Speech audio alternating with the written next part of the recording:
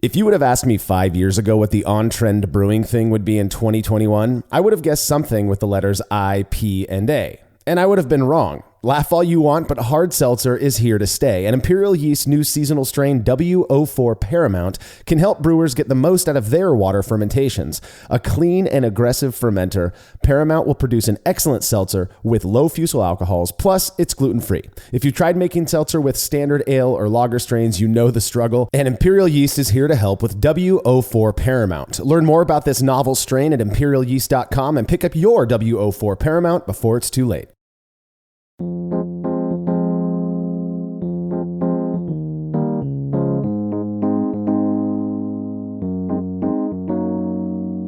Happy New Year, everybody. All of us here at Brulosophy hope you all had a happy and safe holiday season filled with much cheer and, of course, delicious beer. This is the Brulosophy Podcast. I'm your host, Marshall Schott, and joining me on this, our 170th episode, to answer your questions is contributor Jake Huolihan. Yeah, pretty excited here. Kick off another year at Brulosophy, and, now that it's 2021, hopefully we can get back to being what we were before.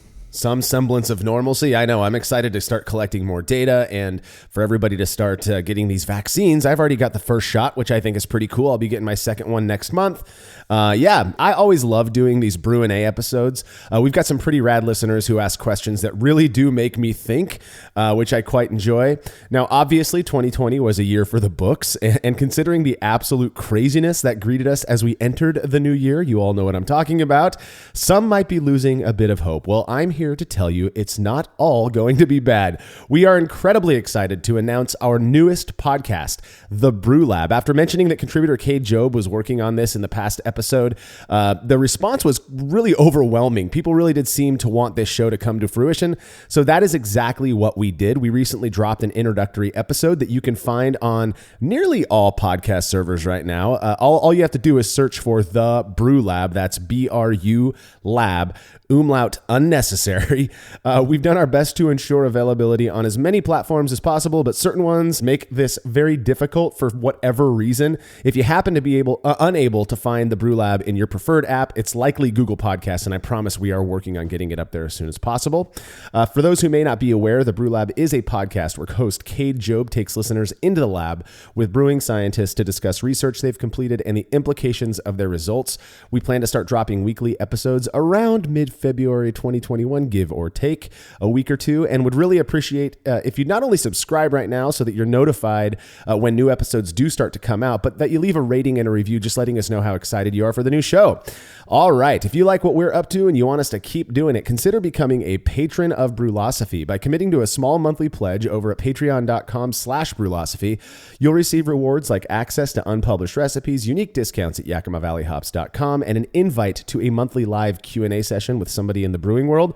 Coming up later this month is someone who has had a huge impact on the homebrewing world through her work at homebrewtalk.com, Lorena Evans, whose experience with both forum moderation and brewing are vast. Those who have had the pleasure of meeting Lorena know how cool of a person she is, and given her deep knowledge of beer and brewing, I'm sure this is going to be an excellent session. To be a part of it, you have to make your pledge over at patreon.com/Brulosophy by January 22nd, 2021. All past sessions are stored on our private Facebook page, so patrons can go back and watch them whenever they like. Again, that's patreon.com/Brulosophy. Another really easy way to support us is by using the links found at brulosophy.com/support when you're shopping online. Your experience doesn't change at all, and we get a little kickback for the referral. If you want to be extra helpful, you can even bookmark those links for use in the future. Finally, if you wouldn't mind leaving us a rating and a review in Apple Podcast or wherever it is you listen to podcasts, we'd really appreciate it. Not only do your kind words make us feel all warm and fuzzy on the inside, but they also help those who may not have heard of us yet to find the show. I was looking recently and saw that we're pushing 800 reviews in Apple Podcasts with an average rating of 5 stars. You guys are all way too kind to us. Thanks to everyone who's taken the time to tell us what you think. Feedback is brought to you by Brewers Hardware, who specialize in triclover compatible sanitary fittings, conical fermenters, kettles, and brew stands. Brewers Hardware offers a variety of unique items for home and craft brewers, including high-quality stainless fittings at great prices with super fast shipping. Learn more at brewershardware.com, and don't forget to mention Brulosophy at checkout to receive a free gift. That's brewershardware.com. Francisco Jones wrote in with a cool experience he had that was inspired by something he heard us talk about on a previous show. He said, I recently listened to the episode about mash temp to control alcohol levels. I'd never thought about it that way before, even though I've been mashing pretty warm for a while now as a way to increase body. I also have a lot of history running into really good and full-flavored mild ale at competition that always left me wondering. How could the flavor be this high and still fit in the mild ale OG ABV range? More malt equals higher OG equals more flavor, but also more alcohol, and now no longer to style. At some point, it becomes a brown ale. I've assumed for years that people were cheating, just brewing really good brown ale with a higher OG and calling them mild ale. That episode got me thinking, what happens if I deliberately brew a mild and a too high out-of-style OG for more flavor, but mash it really hot to keep the ABV down? So I put it to the test. I brewed a mild to 1046 OG and mashed it at 160F or 71C, which blew the mind of my cousin's husband and beer co-conspirator. I fermented it at 68F, which is 20C. It's still in the fermenter, but it is done. The FG came out to 1016 for 4.05% ABV. I wish the FG was a little higher, but I call the whole experiment a success. I figure I avoided a full 1% of alcohol compared to a more normal FG of around 1010. So definitely a worthwhile lever to pull, just not as strong of a lever as I was hoping. I may go nuts and mash even hotter next time. Yeah, that's awesome. I mean, that's definitely a good way to keep things into a predefined style, if you're trying to limit the alcohol content.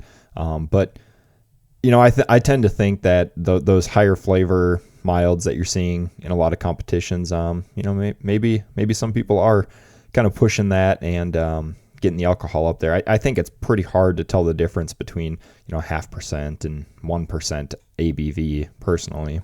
100%. And I've got a couple of thoughts on this one. First off, as it comes to competition, I think it's pretty commonly accepted these days that most of or many of the winning beers usually are kind of embellishments of the style, so that they stand out, in a lineup of similar beers. So there's that. Yeah, it makes sense to me that somebody might brew a brown ale and submit it as a mild so that it's more flavorful. But also the comment about mashing warm to increase body, that is just not something I've experienced over years of experimenting with mash temperature. The whole warm mash temp, low, cool mash temp for higher or lower body, I just don't think it pans out scientifically. Yes, you are going to increase the amount of long chain dextrins. We cannot seem to show that has any effect on body and mouthfeel. Right. Yeah, I've had the privilege of doing one of those high mash temp experiments, and personally, I couldn't taste a difference as much as I tried and as much as I wanted to be able to tell a difference between the two, but it just didn't work for me. I know. It's interesting. Well, I really want to hear back from you about how this beer ultimately turned out, Francisco. Please do let us know. Yeah, the idea, the idea of using mash temp as a way to modulate ABV, I think is a really fascinating one. And that is kind of what I use it for nowadays, is if I want something that's a little bit lower ABV, but to be more full flavored, I'll just mash it warm. Though I find myself just kind of sticking to that 153, 154F mash temp range for almost everything nowadays. So pretty cool stuff. Thank you for sharing your experience, Francisco. If you have show feedback, you could send it to feedback@brulosophy.com or leave us a note on social media. Well, back in the late 80s and early 90s, when I used to drink soda, one of my favorites was a soda brand called Slice. All of the flavor variations, I liked them all, from lemon lime to orange to grape. There was just something about them I really enjoyed. Well, listener Mark Pellicle recently sent me one of his curious concoctions that he calls Grape Slice, with a Y, not an I, about which he explained, this is a tart cherry braggot and Acerglyn blend that reminded me of a certain high fructose corn syrup soda that was available in the 90s. It is cloyingly sweet, but I say lean into it. Best paired with Dawson's Creek reruns. 1 minute beer review with Jersey and Tim. Oh, baby, baby, baby, baby, baby. This beer means the world to me. And it's good because I'm super thirsty. It's sexy looking. Nice and dark. Nice, dude. I dig your style, bro. It was a cool, dark beer. Timmy and Jer's about to regulate. Oh. Skip, flip, flip, That's good. Oh, you dig it? Yeah. Well, then I'm going to watch me tear you down. I'm going to use my learnedness to make you look a fool. That's good. Oh, that is good. That's it's like fruit juice. I'm not sure. Yeah. It's fruit juice. It's fizzy fruit juice. Yeah. I mean, it's got a little spice in there. No? Well, I hate it when you say spice. Like what we sailed across the ocean to find and ended up finding America spice, or like pepper spice. Not pepper. You don't know what the. You're are right. not. You're learned. right. I don't know. I'm making this declaration now. You are not learned. You are not a learned. I take that back. I'm so sorry. You're so learned, dude. You're the most learned. It's kind of like apple. Ah, dude, as soon as you said that, I took a sip and it tastes like apple. I said apple. The problem is it's not the color of apple. No. It's good, though. I like it. It's apple juice, some kind of fruity juice, apple juice. I think you're right. Do you like it? Mm-hmm. I don't know. Maybe a little peppery. No, there's zero pepper there. That was an incorrect assessment. No. I'm 100% right. We give facts in this thing. There is no pepper taste. I like it. This is a beer, the 1 minute beer review, and this ain't a beer. This is a fruit juice without even really any fizz in it. Is there fizz? Do you taste fizz? I don't taste fizz. Beers have fizz, don't they? I mean, am I wrong? I think it's fruit juice out of his kid's fridge. It's a fruit. 7% fruit It's juice. a freaking high C fruit juice or whatever that he emptied into a glass and thinks he's going to make us look like fools. We're not. We will not be made to look like fools. Fruit juice. Give it 0 jerseys because it's not a beer. No, I'm going with 6. So I don't drink much mead or braggot or Asserglen, and I don't drink any soda at all, but I swear everything Mark has sent me to this day has been surprisingly delicious. And he sent quite a few things in. We've reviewed a bunch of the stuff in the past. That was definitely the case for this grape slice, which based on the name, I was not very optimistic about, but I'll be honest, it got me going. It was really quite good. That's awesome.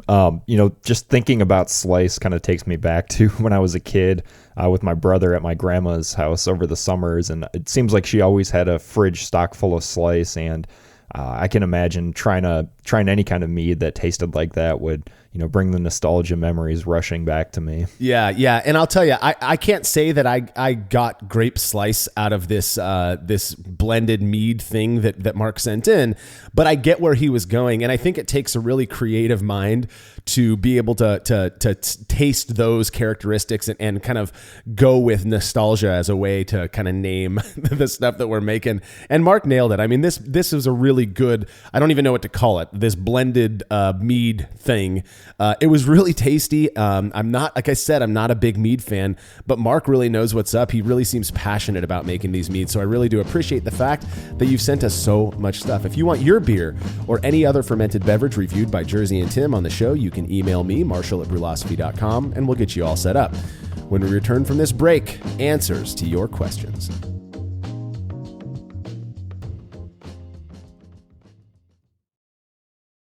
After a long brew day, the last thing I want to do is waste more time chilling wort. I've tried so many different options, and ultimately I settled on the super efficient immersion chillers made by Jaded Brewing. With the King Cobra and Hydra, I'm able to chill my entire batch of wort from boiling to just a few degrees above groundwater temperature in as little as 6 minutes. If an immersion chiller is right for your brewery, then do yourself a favor and check out all of the rad options Jaded Brewing has to offer at jadedbrewing.com. And be sure to let them know Brulosophy sent you.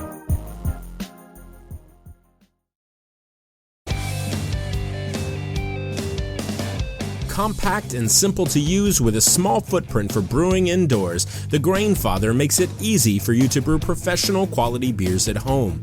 The Grainfather is an all-in-one brewing system that lets you brew all grain beer in a single compact stainless steel unit. It uses an electric heating element and pump to maintain a constant temperature and to circulate the wort during the mashing and cooling stages. It also comes with a counterflow chiller to reduce chilling times and produce high-quality wort. And now, with the addition of their conical fermenter, the Grainfather takes things one step further by offering homebrewers state-of-the-art temperature-controlled fermentation just like commercial breweries use. And with the Grainfather Recipe Creator and Connect app, you can easily design a recipe, sync your brewing system with your phone, and then just sit back and relax as the app takes over and assures that you maintain your scheduled mash temps and boil schedule. Head to Grainfather.com to purchase your all-in-one brewing system today and to sign up for their free recipe creator tool. Once more, head on over to Grainfather.com, that's Grainfather.com, and get started today. Family-owned Atlantic Brew Supply is the largest homebrew shop in the Southeast. No gimmicks, no multinational corporate overlords, and no BS. They offer exclusive malts, yeast, and more from local artisans, as well as award-winning recipe kits. They also sell professional brewing gear and cask equipment from sister companies ABS Commercial and Cask Supply. Most ingredients are available by the ounce, plus Atlantic Brew Supply has an on-site calculator to help you craft your best brew. Orders are processed same day, and 2-day shipping is guaranteed for East Coast customers. Get 15% off your first order using promo code BREWPOD. That's BRUPOD at AtlanticBrewSupply.com.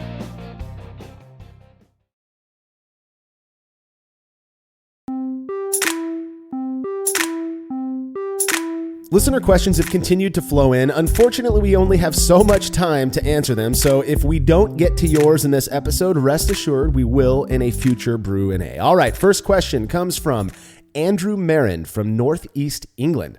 He says, I'm wondering if there are any fundamentals or tips about adding actual fruit or puree to beer and which gives better results.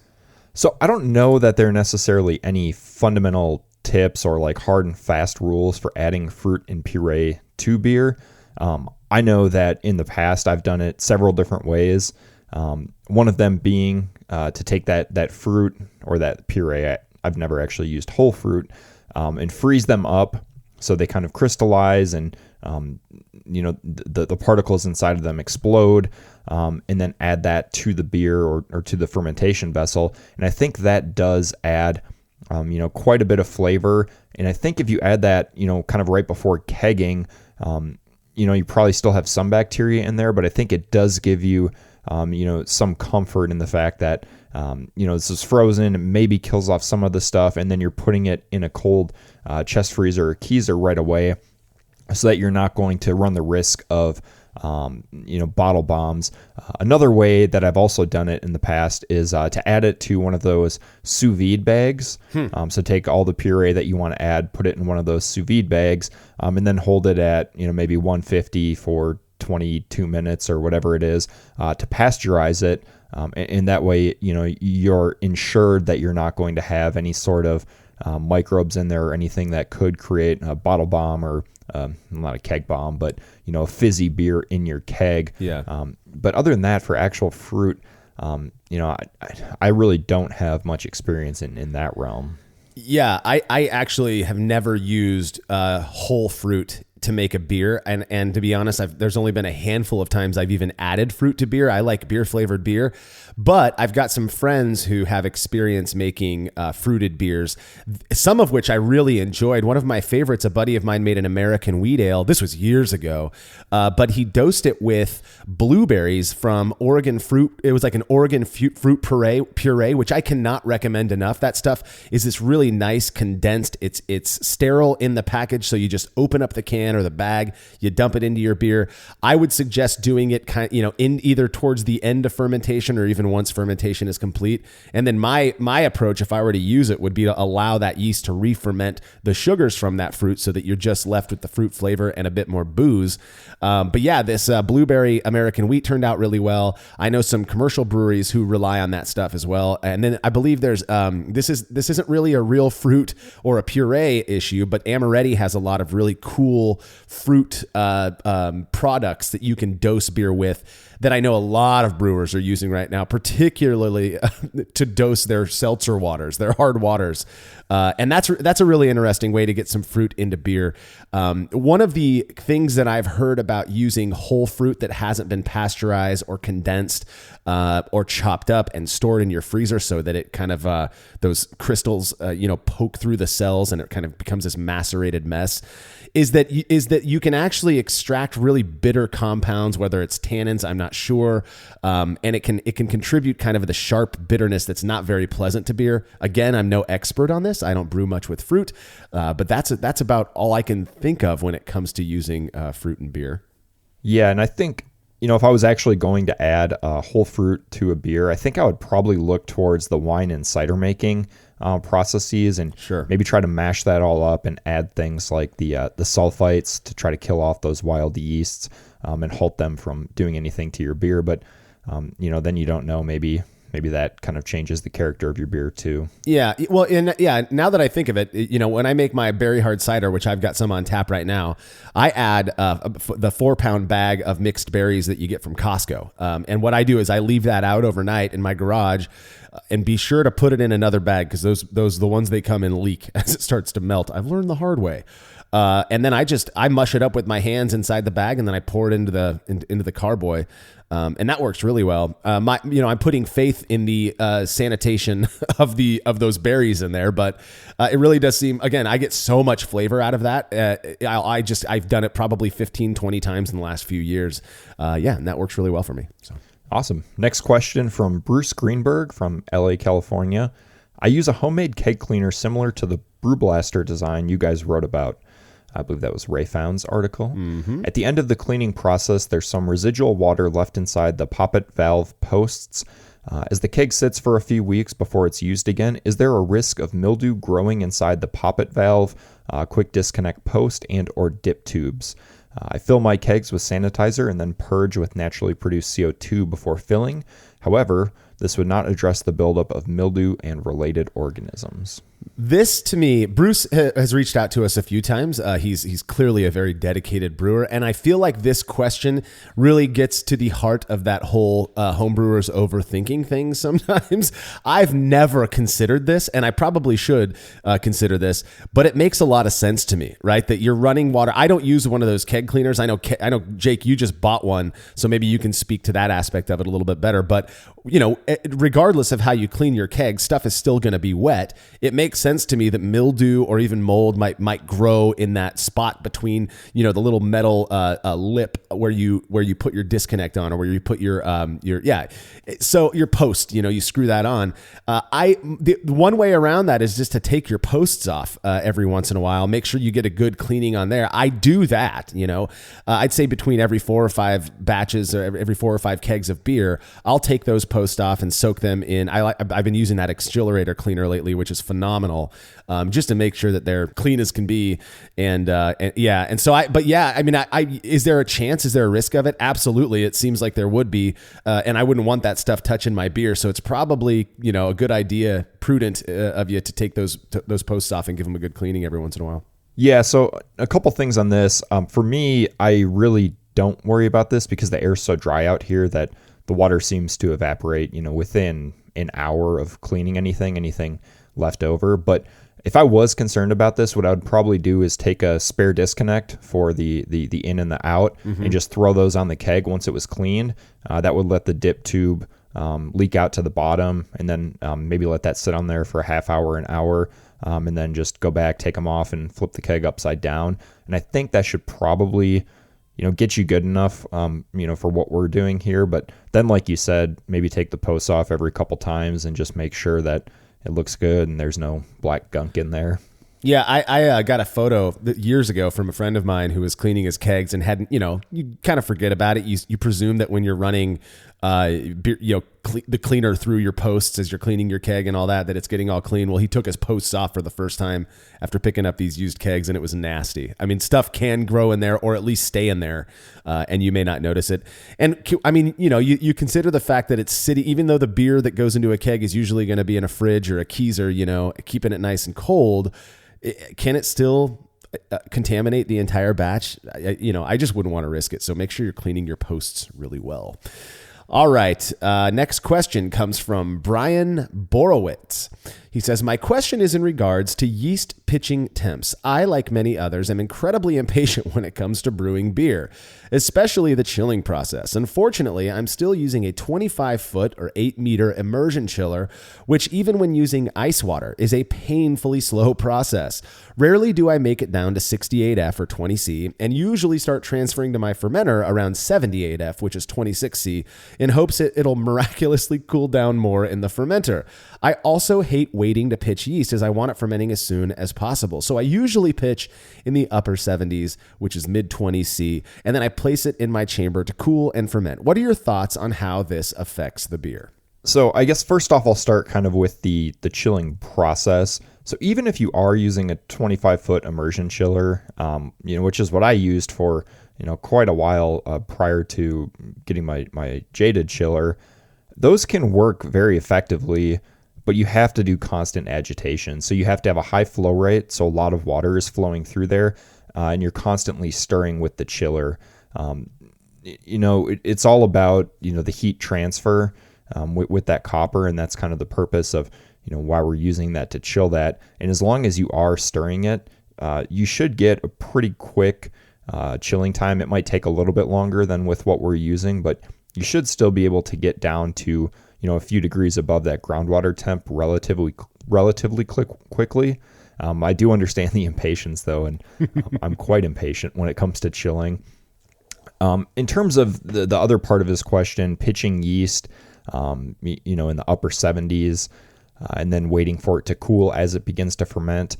I know a lot of early homebrew books, and even I think some current yeast manufacturers just recommend, pitching it warmer and letting it cool down. That way, the yeast has a chance to get going and start going, and then it really hasn't kicked off too much by the time it's cooled down to the fermentation temperatures. Yeah. This isn't an issue for me anymore, but I used to just leave it overnight and then pitch the next day, and I never had any negative side effects for that. I believe we did do an experiment on that. I'm not sure who did it, but delayed pitch, where one, I guess they were both cooled down right away, and one was pitched within maybe an hour of finishing the batch, and the other one was left to sit for a day or so prior to pitching. And I'm not sure that I don't think that was a significant result. Yeah, I don't recall the results, but I'm pretty sure, if memory serves, that it wasn't a significant result, that people couldn't distinguish those beers. This is a good question. I think a lot of people are doing this nowadays out of concern of what can happen if you pitch too warm. So my response is going to be mostly anecdotal, and what both I've experienced, and then beers that I've drank from friends I know who do this method of racking the hot wort to a fermentation vessel, then letting it chill before pitching the yeast. I have a friend, his name's Wes Tarvin, and he's a host of the Grill Coach podcast, in fact, who pretty regularly during the summer will stop chilling his wort at 100 degrees Fahrenheit, which is 30-ish degrees C, rack it to a carboy or fermentation vessel, and then put it in his chamber and let it finish chilling down overnight before he pitches his yeast. I know that's not exactly what you're asking, Brian, but his beers are phenomenal. He makes really, really good beer. And so that process does seem to work. We get really warm here in Fresno and in the summertime, and it's impossible using groundwater to chill much cooler than about 80 degrees Fahrenheit. Again, the 27 C or so. And so, most people here, I think, are doing that very thing. They're racking into the fermentation vessel, throwing it into their chamber, and letting it chill for a few hours before pitching yeast. I haven't noticed it as being much of an issue.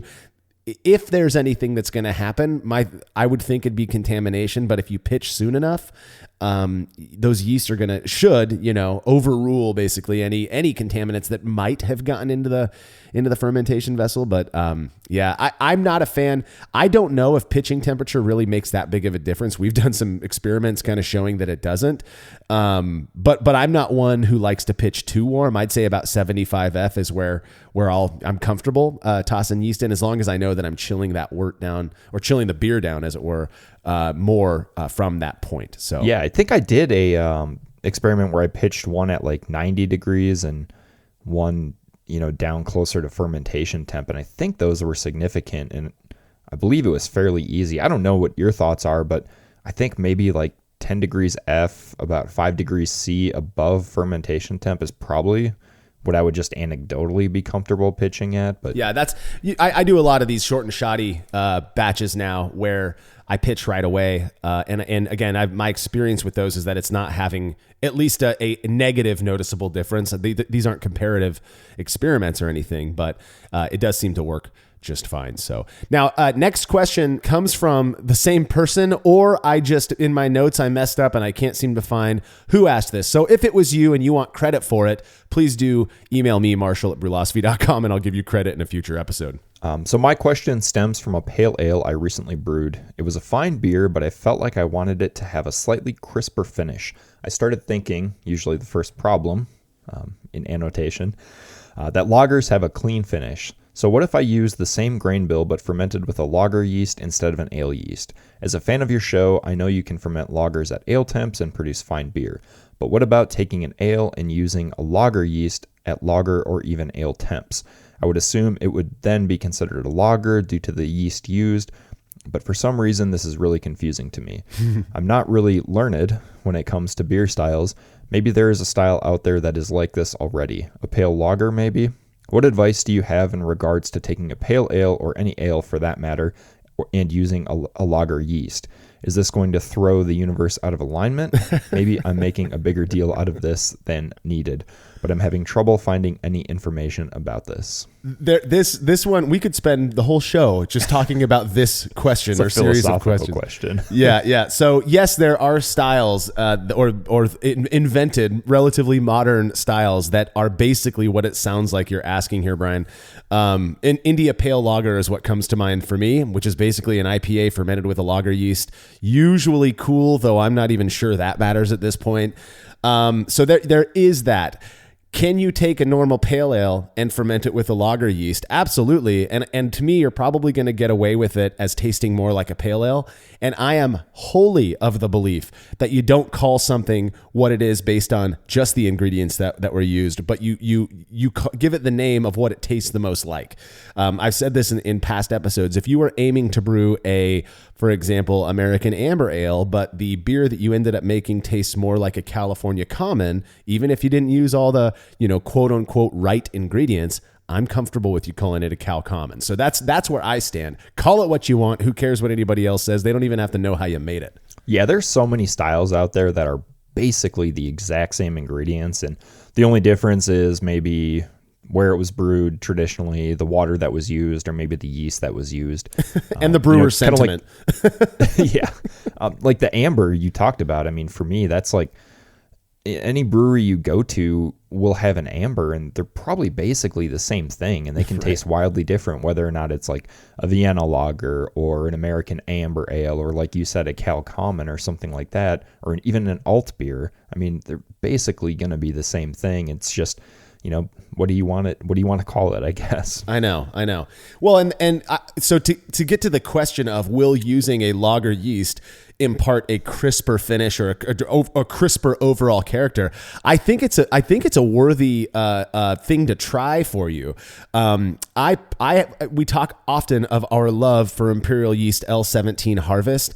A part of what I like so much about it, about that particular lager strain, is that it seems to contribute I'm curious how you'll take this, Jake, because I know you like that strain a lot too. To me, almost a minerally sharpness that is very what I refer to as like classic American beer flavor. And by that, I'm talking about when you open a fresh can of Budweiser or Miller Lite and you get that first whiff, people will make fun of me for this. It's not apple and it's not piss and it's not all the other stupid things people like to make fun of it for. There's this very classic beer fermentation aroma that I get off of it that I've only ever gotten from using that L17 strain. And to me, you blend that with something like, a classic American pale ale recipe, and I bet it'd be pretty damn good. That's my hunch. Yeah, L17 has a very, to me, distinct and recognizable flavor. I'd be really interested actually to compare that to Global in an experiment by myself, but yeah, I think it's like a crispy. I mean, I don't know if I would pick out beery like you do, but I can definitely see that being used. And kind of to his question, I do think, yeah, if you take an ale grain bill and ferment it with L17 Harvest or many lager strains for that, I think you're going to get a generally crisper beer. I've never taken an ale yeast really, really low, like into lager fermentation temps. Yeah. I don't necessarily know how that would fare, but I kind of doubt that it would give it that crispness that a lager yeast does. I think it has something to do with maybe the sulfur that's left over after a lager fermentation. But ale yeast just doesn't seem to kind of give me that. But maybe there are some strains out there that do. Yeah, I'm with you on that. If you haven't tried L17 yet, give it a shot. I mean, we all love it. So, All right, next question comes from Will Doucette. He says, I recently switched to a very fine gap setting on my mill and have been generally happy with improved efficiency and shorter mash lengths while avoiding any tannic off flavors that some seem to be afraid of. I have, however, noticed that I now need to taper back the amount of specialty malts in my recipes, especially crystal malts. Is it possible that the finer grist extracts relatively more from specialty malts than a more traditional grind and is throwing the balance of my recipe out of whack? Have you experienced or heard anything to support this theory? Wow, that's a very interesting question. Yeah. I've never actually considered that. That would be really fun to test out. I do know, in kind of like the last point of his question, anything we've heard to support that theory. I know I've heard from multiple people that have gone from home brewing to the pro scale brewing that when you scale those recipes up, things like specialty malts kind of have to come up in a lesser percentage than the base malt or than the percentage that you would have in your homebrew recipes. So maybe there is something to that the specialty malts being crushed finer, kind of extract more and, put your recipes a little bit different from what you were used to using a more coarse crush. Yeah. Then again, all I'm thinking about here is an experiment that you performed, Jake, back in 2017, where you made a pale ale which had it didn't have any crystal malt, so it's hard to speak to what Will is asking here. But you made a pale ale, one that was crushed really fine, and then the other one, the grist was crushed a bit more coarse, and there was no distinguishability. Tasters were unable to reliably tell those beers apart. So it does make me wonder if perhaps it might be just a mind trick. I mean, that happens a lot in most things in life, particularly in brewing. Where, we're expecting to see a difference. And so we do, and we taste that difference. But it also makes sense to me that finer crush of those specialty grains, which are pretty pungent, that it would extract more characteristics from those grains. So I'm not totally writing off the idea that might be it. I've also noticed in my own playing around with all these craft malts lately, and my goodness, we've got root shoot malting, Mecca Grade, Sugar Creek, amazing stuff. All kinds of craft maltsters popping up nowadays, and you use their malts, and I'm telling you, it is a completely different thing compared to these more corporate maltsters out there. They are so rich and flavorful. So it could be a matter of whose malts are you using, and if everything is consistent though, and you mill those crystal malts finer for one, it kind of makes sense that maybe you'd extract more character from those. All right. Next question from Charlie Gillis. I followed your brew it yourself recipe from earlier this year for the Brü Claw hard seltzer. It started out extremely well, but now I can't seem to get any carbonation to stay in solution. I have my pressure set at 20 psi. There's a ton of fizz while the drink is being poured, but it is essentially flat after that. Do you have any idea for why that would be? I saw that you set your regulator at 45 psi for burst carbonation, but it didn't say anything about reducing to serving pressure like we normally do for beer. Do you leave it at 45 psi for serving? Is that my problem? Just not enough pressure. I appreciate any advice and or any ideas you might have about this. Okay, no. Do not leave it at 45 psi for serving. Unless it's like 80 degrees. Yeah, or unless you've got about 80 foot of line.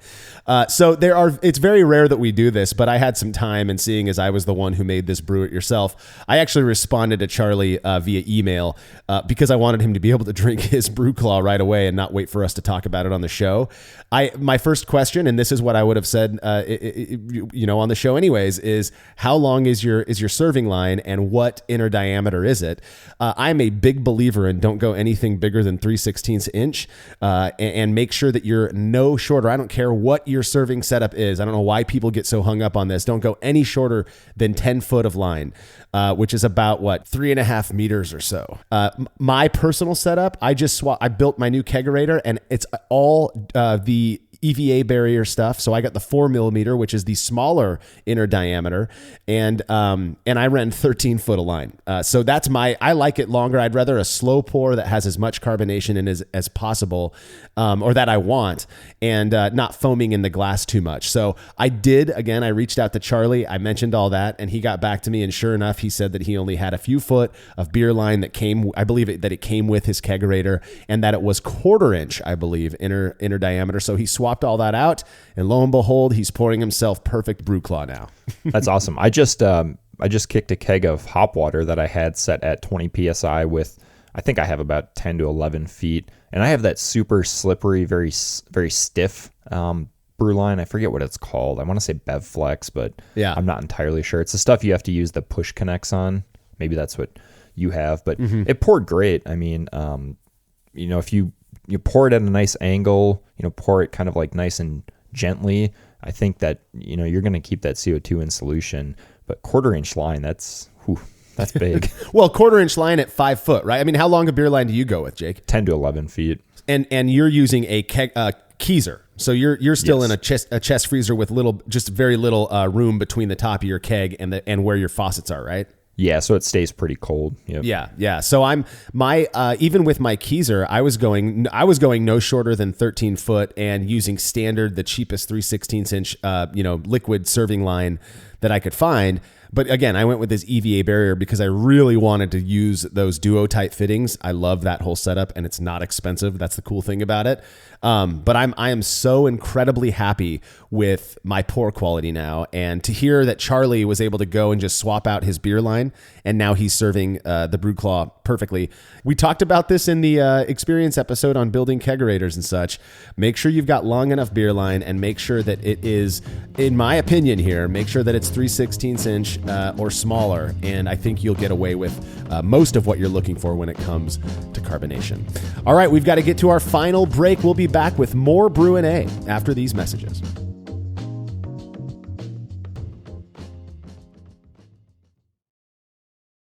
Have you ever thought about adding a port to your kettle but held off because you didn't feel like drilling into your gear or sending it off to have someone else do it? From the makers of the world's fastest counterflow chiller, the Exchillerator, comes the Hangover, the easiest way to add extra ports to your kettle as well as countless other options. Mount a faucet to your keg for easy portable pouring. Set up the perfect whirlpool arm. Hold a heating element in place. All of this and so much more without permanently modifying your gear. Manufactured right here in the United States, the Hangover offers brewers too many convenient solutions to list here. So head over to Exchillerator.com today to see what the Hangover can do for you. As every brewer knows, the best beer requires the best hops, which Yakima Valley Hops provides fresh from the source to brewers around the world, carrying everything from classics like Cascade to modern favorites like Galaxy and Mosaic, as well as other ingredients and gear. Yakima Valley Hops has it all. And don't forget to check out their new podcast, The Late Edition, where the YVH crew goes into depth on our favorite plant with industry experts. Head over to YakimaValleyHops.com now to see all they have to offer and subscribe to The Late Edition wherever it is you listen to podcasts. Craftmaster Growlers takes traveling with and sharing beer to a new level. Made from heavy-duty stainless steel, Craftmaster Growlers are double-wall insulated and can keep beer cold for up to 8 hours. Unlike typical growlers, Craftmaster Growlers come with a swiveling tap and fully integrated CO2 regulator cap, allowing beer to stay fresh for 2 weeks or more. The square design takes up less space and will fit in most refrigerator doors, and every Craftmaster Growler comes with a 1-year warranty. There are 64 and 128-ounce versions available over at craftmastergrowlers.com. The Brew in a Bag method has blown up over the last few years, and in that time, it's become very clear that not all bags are created equal. For the best BIAV experience, you have got to go with the Brew Bag. Made from high-quality, food-safe polyester, the Brew Bag is available in both 210 micron for standard Brew in a Bag, as well as 400 micron, which works beautifully for all-in-one recirculating systems. I've been a Brew Bag user for years and wouldn't brew without it. Head over to brewinabag.com to get the fabric filter that works for you and use promo code TBP17 at checkout to receive a discount. Again, that's brewinabag.com.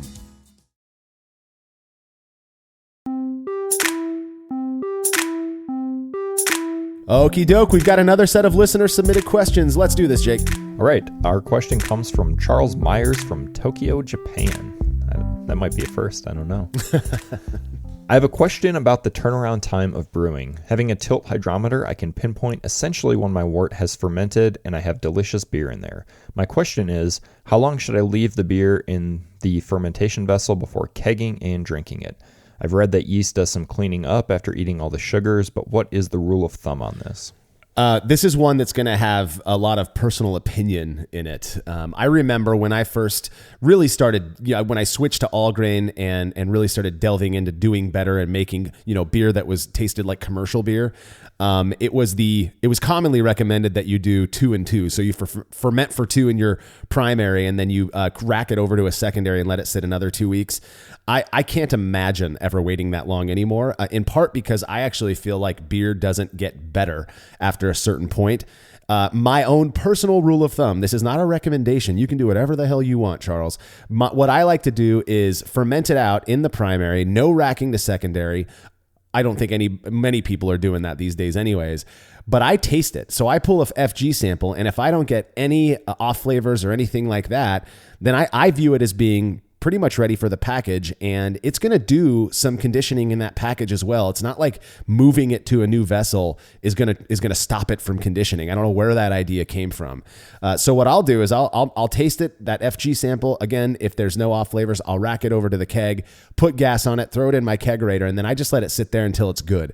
And to me, also, by adding something like gelatin or even biofine, dropping out some of those particulates, you're also pulling out some of the stuff you may not want in there that may be contributing to less than desirable flavor characteristics. Yeah. And one thing I kind of want to address with this question, this whole cleaning up after fermentation thing, that's kind of somewhat of a misconception. I mean, there's some truth to it, but the yeast is constantly doing that as it's fermenting. It's not like once all the fermentable sugar is gone, the yeast switches to vacuum mode and sucks up all those undesirable off flavors.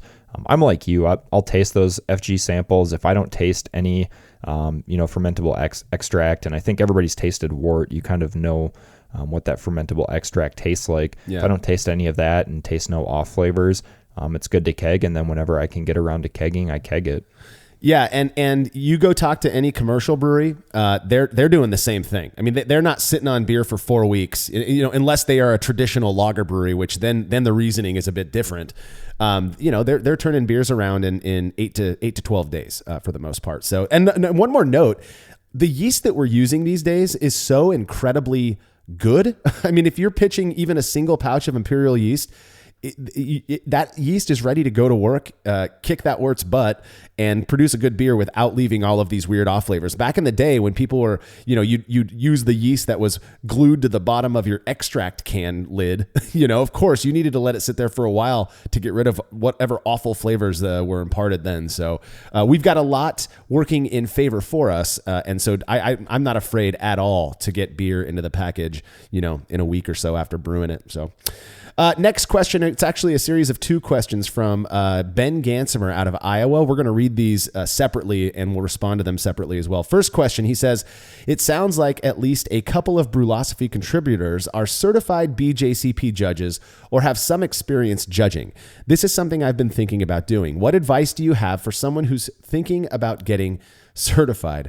I know there's a lot of good study materials out there for the written exam, but what are some good ways to improve tasting abilities and identify off flavors or other issues in beer? So I'm not a certified judge. I really have no interest in becoming one, though I do enjoy doing the judging sessions and sitting with other people and doing those. But I think the best way to improve your tasting, I mean, I don't know if you can necessarily improve your tasting ability. I think we're kind of set with how we can taste off flavors and how we can taste flavors, maybe from birth, but you can definitely improve your way of describing them. Right. And I think one good way to do that is to participate in judging sessions with other BJCP judges as maybe a steward or even as maybe a guest evaluator if they don't have enough BJCP judges to fill all the spots. Mm-hmm.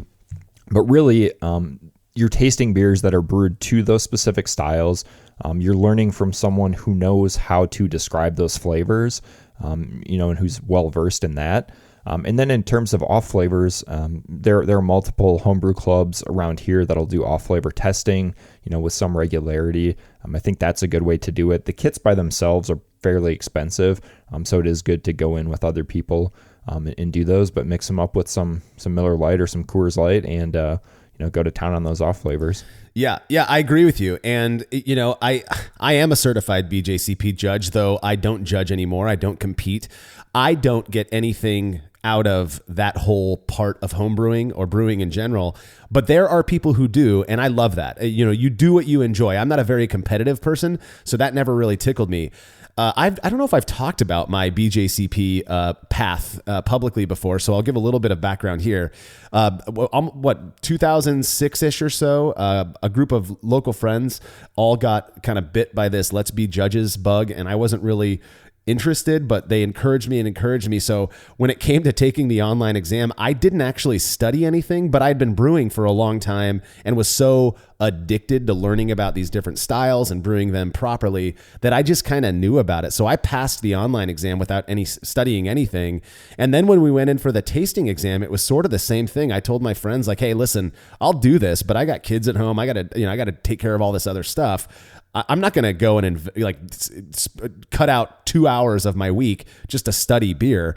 And I ended up passing the tasting exam well enough to get us certified. So, I'm not a good person to ask about this. I think if you love beer enough and you really want to be a good judge, brew those beers, get to know them really well, those styles, and you have to be able to do it by the guidelines. We do a lot of talking about, we did it earlier in this show, about, whatever the beer tastes like, call it that. That is not BJCP. You can enter a beer like that, but if you're judging a beer, the best judges to me, one, know the style very well that they are judging. I can't tell you how aggravating it is to sit at a table with somebody who thinks they know beer really well, but has no freaking clue about stylistic components when you're judging with them, and you're spending half your time freaking training them on what this beer style is supposed to be. But they're so good at picking out off flavors because that's the cool thing to do. Don't be that guy. Don't be the hypercritical one who thinks it's really cool to call people out for not brewing good beer. So that's my tips. I don't want to get on too big of a soapbox here because I could go off forever. Ben's next question. He says, I finally gained the ability to control fermentation temperature, and the few batches I've made since have turned out way better than my batches without. I'm using an Inkbird ITC 1000 to control a mini fridge and tape the probe to the side of the fermentation vessel. Something I never thought of until now as I'm brewing my first lager is what to set the temp controller at. If I want to ferment at 52F, which is 11C, is it better to set the controller at 52F so the fridge kicks on at 53F to cool it back down? He's talking about hysteresis here. Or is it better to set it at 51F and have the fridge kick on when it reaches 52F? Does this even matter? I don't think it matters, but that is a good question and something I've really never thought about, because I set my controllers. I mean, say I'm fermenting a lager right now at 10C, which is about 50. I set it to that, and I want it to ferment at that, but that means it's going to go up to 11C or 52F before being cooled down. So really, I'm fermenting it at, say 51F or 10.5C. Instead of fermenting it at what I want it to ferment at.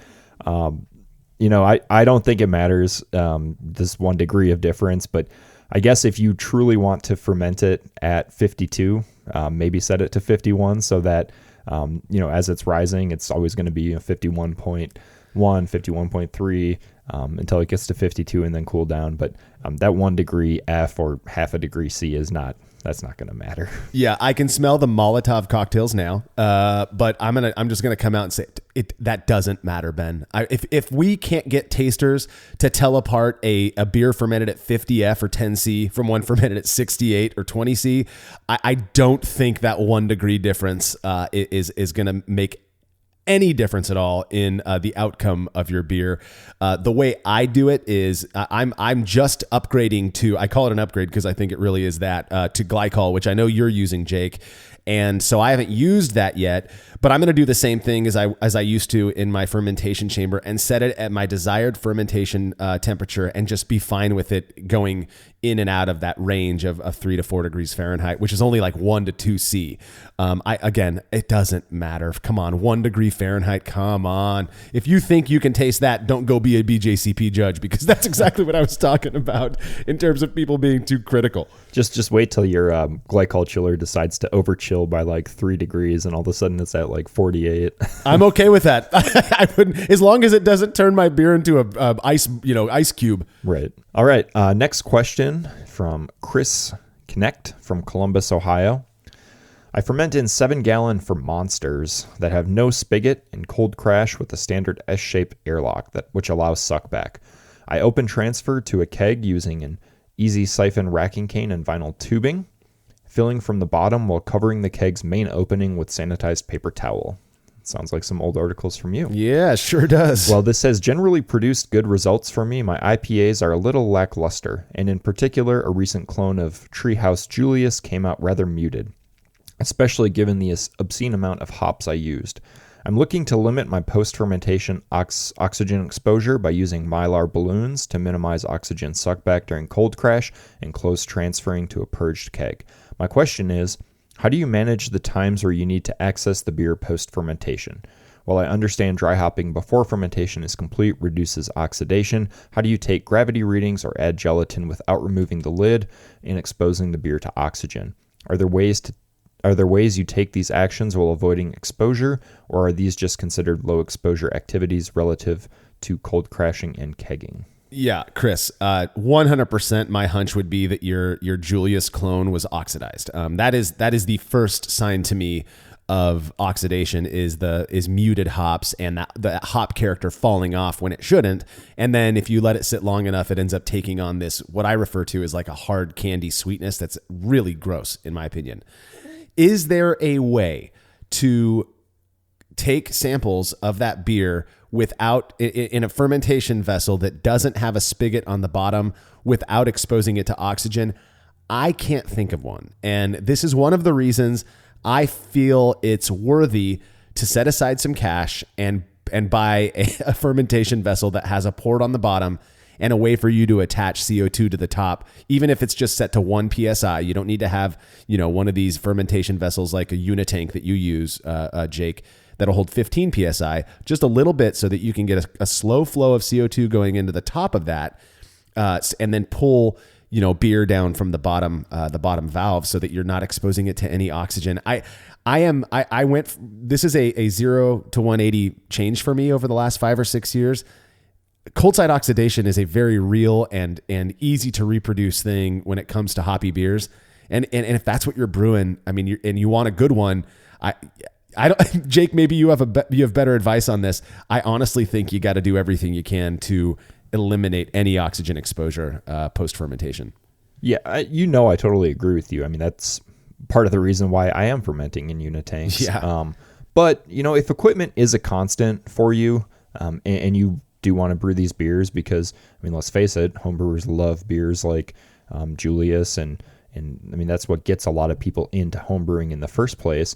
I would just not take gravity samples if I was in your situation. And, that's kind of what I do I still ferment my ciders in like PET carboys that don't have those spigots or anything. Right. And if I have to leave it in there, a couple more days after there's no observable, signs of fermentation, it's starting to drop clear. It's starting to, after you've done a bunch of beers, after you've fermented a bunch, when something is probably done. You don't really necessarily need to take a gravity sample to know that. Yeah. And you are kegging, so the risk of bottle bombs is not existent. I would just don't worry about your gravity samples, wait till you kind of know it's done and then just keg it. Do the Mylar balloon, do the things that are going to reduce that cold side oxidation. But just don't worry about the gravity. Take a gravity sample as soon as you hook it up to your keezer, so you can see what it is if you're that concerned about what the final gravity is. Right. And that's the thing is I think that's really good advice, actually, is if you are comfortable with your fermentation process, and you are comfortable with your brewing process overall, actually, then you can, you want to know your FG. I'm a numbers guy. I want to know that just so I know how much ABV is in the beer. but you don't have to get that before you package. Again, if you trust your process. It used to be very commonly said, take 3, hydrometer measurements over the course of a week. And if they're all the same, then it's ready to package. I'll tell you what, I think that's some of the worst advice these days with what we know about cold side oxidation, unless you are pulling those hydrometer samples, from the bottom with some sort of positive CO2 pressure on the top. Going in and opening up a fermentation vessel just so you can stick a turkey baster down in there and make yourself feel good about reaching your FG. I'm not terribly concerned about that anymore. Let it sit for 5 to 7 days and a fermentation looks to be done. Unless you've got a contamination in there, it probably is. So that's kind of where I sit with this.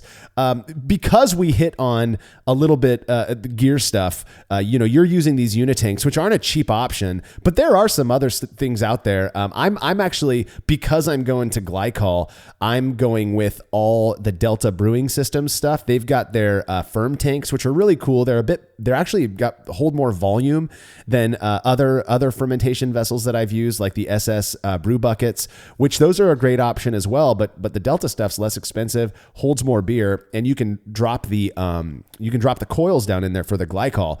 So those will actually hold, I believe, up to 5 psi. So you're really safe there, putting a little bit of CO2 on there and pushing out of the bottom. And again, you set aside $20-$30 a month over the course of 6 or 7 months. You got enough saved up to buy one of these, and then you don't have to worry about it. I know that there are other options out there that still are people love to use, and I'm not sure what the name brands are. But if it doesn't have a valve on the bottom, I'm staying away from it purely because I want to avoid cold side oxidation. I would be more inclined to use a plastic bucket with a spigot on the bottom than for $15 or $20 than I would be, a $100 stainless fermentation vessel that doesn't have that spigot on the bottom. That's actually what I was just going to say. I was doing some cleaning yesterday. You mentioned the keg cleaner I got, so I was getting a bunch of buckets out, and I have a ton of those old plastic buckets with spigots on the bottom. And when I was doing that, I had rigged up a 3-piece airlock, just put a piece of silicone tubing. So you just take off the top, you take off that little piece that bubbles, and just stick a silicone tube on there. And you can connect that to a CO2 regulator. Yep. And just put 1 psi, just a small amount of positive pressure on that, and take those readings from the bottom spigot, which is what I used to do. If you turn the CO2 up too much, you're going to explode that lid and maybe have a little bit of a mess. But, like you said, that's probably a better option than an expensive fermenter that doesn't have some sort of spigot that allows you to take gravity readings. And we're all brewers. We all know that, part of the fun of brewing is taking those samples throughout fermentation and kind of figuring out when it's done. But even if you have to go back to the cheaper option, I would do that over taking gravity samples from your current setup. Absolutely. And a little trick to go along with what you were saying about using the airlock, that airlock trick.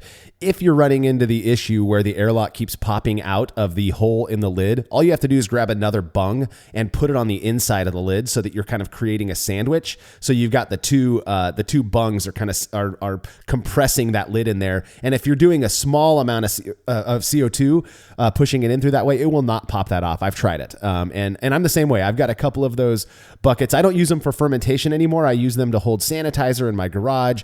I use them for milling my grain into, but I would 100% be inclined to use that over a portless fermentation vessel. I don't care what the material is.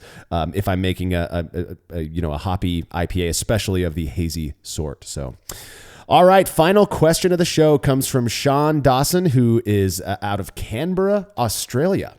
He says, my last 2 batches were New England IPAs with hops added at both high kreuzen and when fermentation was winding down. So he's talking about dry hopping here. He says, I used Kvike Voss that fermented extremely vigorously at 38C, that's 100F.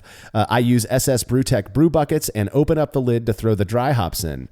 In both batches, when I went to do my final dry hop, the kreuzen was so thick that the hops just sat on top when I added them. It was almost like a solid green crust.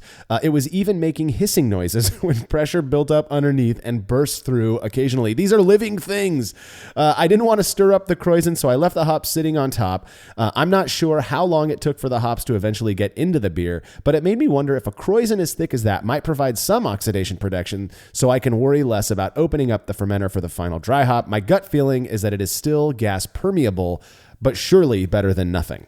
Yeah, I think your gut feeling is probably correct that it is still gas permeable, and exposing any sort of close to finished or finished beer to oxygen's not going to be what you want to do. That is very interesting, though. I've seen some real thick Kreuzens in my life using a lot of English strains, but never one that the dry hops sat on top of. Anytime I've added dry hops, it just kind of forms that little cone and poof right through. That's my experience as well. And I'll be honest, I've not fermented beers myself using Kvike yeast of any strain because I'm just not a huge fan of that stuff. I know people love it, but I've got the ability to control fermentation, so I use the yeast that I enjoy. I've made a few New England IPAs where I'm going back at high Kreuzen to pitch to add the dry hop charges, and it like you said, Jake, it goes right through. And now I get concerned of leaving it on top of the Kreuzen, so I kind of like throw the hops from my hop bag into the fermentation vessel so that they do create a channel and break through that Kreuzen.